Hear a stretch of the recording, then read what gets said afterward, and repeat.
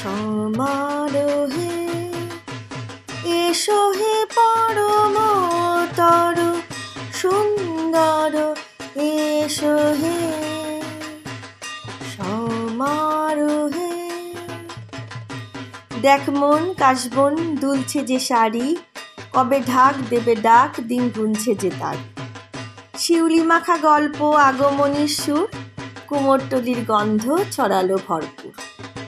মহালয়া হলো পিতৃপক্ষ ও দেবীপক্ষের সন্ধিক্ষণ। এই দিনে দেবী দুর্গা পৃথিবীতে অবতরণ করেছিলেন বলেই আমরা বিশ্বাস করে থাকি।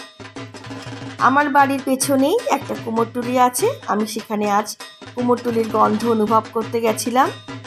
আমি ভিতরে প্রবেশ করলাম, দেখো সমস্ত প্রতিমার প্রস্তুতি পর্ব চলছে। অনেক প্রতিমা আছে তো, তাই জায়গাটা খুব কম, আমাকে ধীরে ধীরেই ভেতরে প্রবেশ করতে হচ্ছে। কিছু প্রতিমা আমাদের বিরাটির আছে, কিছু প্রতিমা আবার বিরাটির বাইরেরও আছে। মাকে অনেকগুলো রূপই দেয়া হচ্ছে, চিন্ময়ী রূপ, মৃন্ময়ী রূপ, ঢাকের সাজ।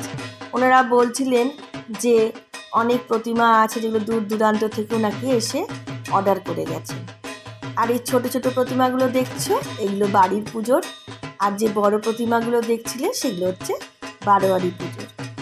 এই যে দাদারা এত পরিশ্রম করে এত দিন ধরে মায়ের একটা রূপ দেওয়ার চেষ্টা করছে, 3 দিনে তা শেষ।